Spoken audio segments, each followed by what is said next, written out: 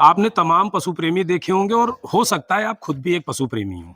लेकिन क्या कभी आपने ये सोचा कि आपके घर के बाहर सड़क पर जो पशु लावारिस अवस्था में टहल रहा, जो हाईवे पर सड़कों पर घायल हो जाता है, उसका क्या होता है?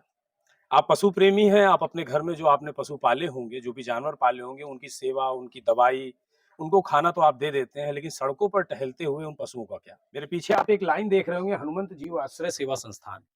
इसी संस्थान के जरिए मेरे बगल में खड़े अखिलेश जी लगातार पिछले कई सालों से लावारिस जानवरों की सेवा शुश्रूषा कर रहे हैं। तो शहर के सितारे में आज हमारे साथ हैं अखिलेश अवस्थी जी। अखिलेश जी, ये बताइए, ये जो गौरक्षा की यात्रा है, जो गौरक्षा का आपने बीड़ा उठा लिया अचानक, इसकी प्रेरणा कहाँ से मिली और इस यात्रा की शुरुआत कैसे हुई? गौरक्षा नहीं, गौ सेवा है। गौ सेवा कहेंगे इसे। गौरक्षा और गौ सेवा में बड़ा फर्क है। हाँ, ये चलिए बात शुरू करने से जी, पहले जी, बहुत अच्छा जी, आपने टॉपिक छेड़ दिया कि गौरक्षा और गौ सेवा में जी, जी। अंतर है। गौरक्षा जी। बहुत लंबा कार्य नहीं है। हम्म, कहीं कोई किसी को मार रहा है, सूचना मिली, हम्म। आदमी भाग कर पहुंचा, उसने गाय को बचाया, ये हो गई और गौरक्षा। उसके बाद उसकी वो रिस्पॉन्सिबिलिटी हाँ, खत्म। वो किस स्थिति में बाद में गई, क्या हुआ, कोई नहीं जानता। कुछ नहीं। और गौ सेवा में आ जाए और हम। गौरक्षा में और बहुत से पॉइंट हैं कि रुतबा बनता है आदमी का। गौ सेवा जो है वो निरंतर चलती है। आपने एक गाय को, पीड़ित गाय को, घायल गाय को उठाया, उसका उपचार किया, कंटिन्यू उसका। उसके साथ आपको लगे रहना। गौ सेवा गौ रक्षा का जो ये अंतर है। तो आप गौ सेवा के क्षेत्र में जुड़े हैं कुल मिला के, जी, अगर जी, हम जी, कहें जी, तो जी, गौ जी, सेवा कर रहे हैं। तो ये गौ गौ सेवा करने का विचार कैसे आ गया? गौ सेवा करने का कोई विचार एकदम से नहीं आया। दरअसल हमारा जो बचपन है, इन्हीं के बीच से शुरू होता है। जी। हम गांव में पैदा हुए, अम्मा प्रधानाध्यापिका थी और वो स्कूल जाने से पहले 16 गाय बछड़े थे आपके उनका, घर पे? हमारे घर पर। उनका चारा पानी, हम लोगों का भोजन, उसके बाद अम्मा जाती थी विद्यालय। तो बचपन से ही गायों को तो लेकर गायों के से एक। इतना प्रेम रहा, इतना करीब रहे उनके। हम्म। तो जब शहर आए तो देखा कि एक एक्सीडेंट हो गया, उसमें बछड़े की कमर टूट गई। उधर से निकले तो एक पैकेट ब्रेड का खिला दिया। रात में जब घर पहुंचे तो एक प्रश्न जरूर उठता था कि उस एक पैकेट ब्रेड से उसकी भूख भूख मिटी कि हमारी।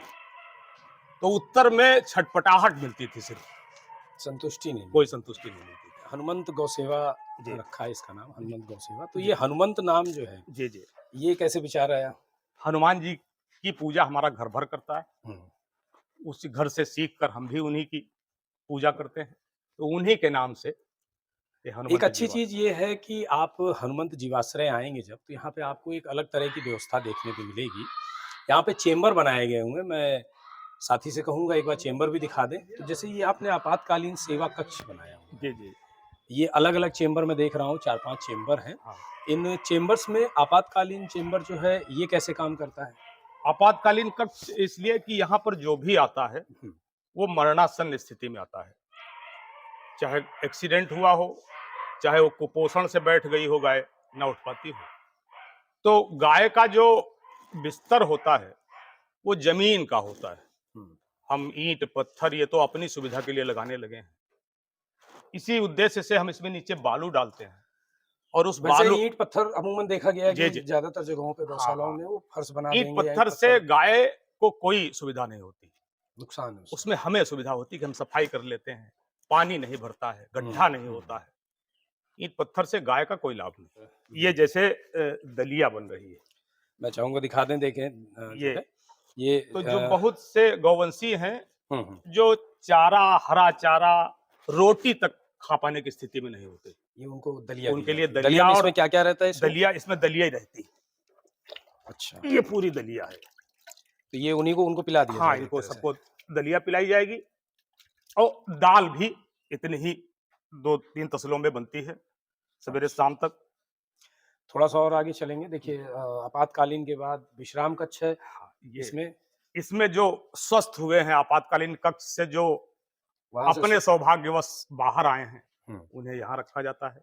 और और इससे भी जो स्वस्थ हैं, वो एक हमने नया आश्रय स्थल बनाया है यहाँ से 8-10 किलोमीटर दूर थाना गाँव में, हुँ।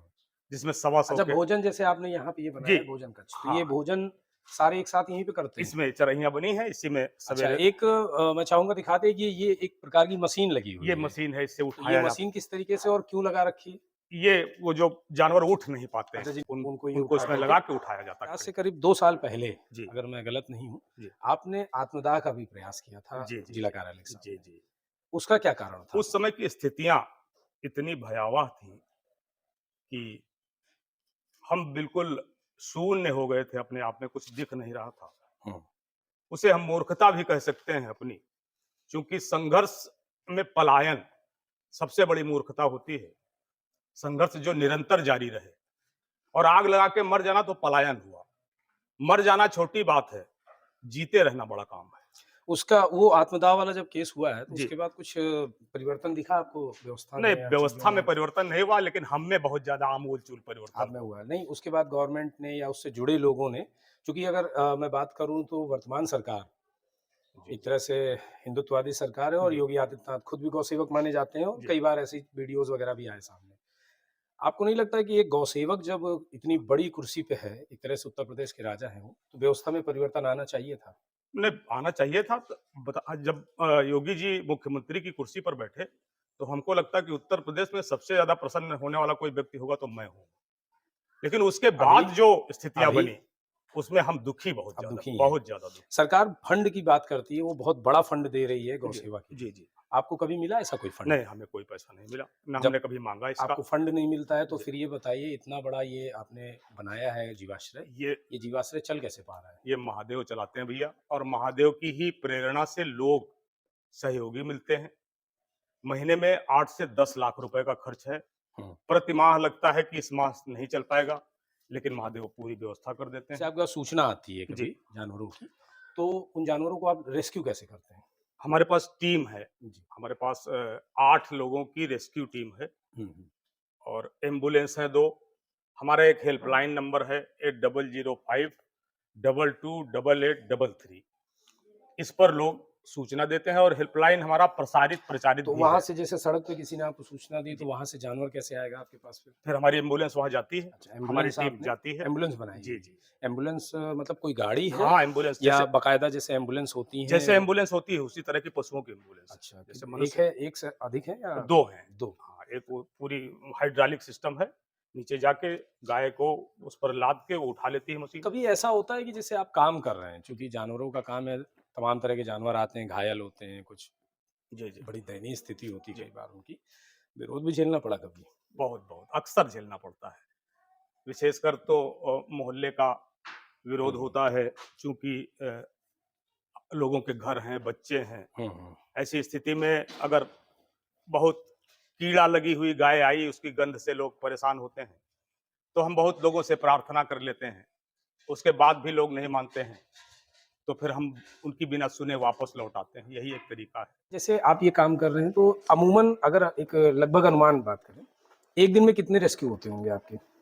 10, औसत 10 का है, तो 10 10-12। रेस्क्यू में यही जानवर रहते हैं, मतलब पशु ही रहते हैं या और भी कुछ? नहीं, मनुष्य भी होते हैं। अच्छा, मनुष्यों का भी रेस्क्यू जी, कर लेते हैं पशुवत कभी-कभी? स्थिति में अगर मनुष्य मिलता है, अब तक कोई 200 के आसपास मनुष्यों को हम लाए हैं, और उनमें से आधे से अधिक लोगों को उनके घर पहुंचाया ढूंढकर। पशुओं का रेस्क्यू तो समझ में आता है, जी, पर मनुष्यों का जो आपने कहा पशुवत स्थिति में है, जी। वो रेस्क्यू समझ में थोड़ा नहीं है, इसको थोड़ा खुल के बताइए। जैसे इस समय हमारे पास 2 व्यक्ति ऐसे हैं। एक बूढ़ी महिला हैं, विक्षिप्त हैं, सड़क पर मांग कर खाती रहीं। हुँ। किसी गाड़ी ने उनको ठोक दिया, तो एक हाथ, एक पैर कई जगह से टूट गया। अब ना तो उन्हें कोई ले जाएगा उपचार कराने के लिए, और ले भी जाएगा तो अस्पतालों में वो सुविधा नहीं है जो एक मरीज को मिलनी चाहिए। वो ऐसी भी स्थिति में हम आप ही उन्हें के ले यहाँ आप ही के यहाँ हुआ। हमारे यहाँ है। देखा जाए तो एक तरफ इस तरह के कामों की बड़ी प्रशंसा होती है, जी, मंचों पे जी, प्रशंसा होती जी, है। जी। बहुत से लोग आपके बारे में कहते होंगे कि भई अखिलेश अवस्थी जी जो है बहुत अच्छा काम कर रहे हैं। हाँ, दिक्कतें किस तरह की हैं? दिक्कतें प्रमुख रूप से तो अर्थ की ही होती है, और अर्थ जो बड़ी समस्या है हमारे पास इस समय जगह की। जगह कम पड़ रही है हाँ, आपको। इतने जीव हैं कि जगह बहुत छोटी है, और जगह बढ़ाने के लिए अर्थ की आवश्यकता होती है। अर्थ इतना ही प्रतिमाह इकट्ठा हो पाना बड़ा दुष्कर और कठिन कार्य है, जितने की आवश्यकता होती है। लेकिन ये हम मानते हैं कि वही होगा जो ईश्वर चाहता है, उसी में हम साथ-साथ चला करते हैं। हमारे साथ जुड़े रहने के लिए धन्यवाद। जय हिंद।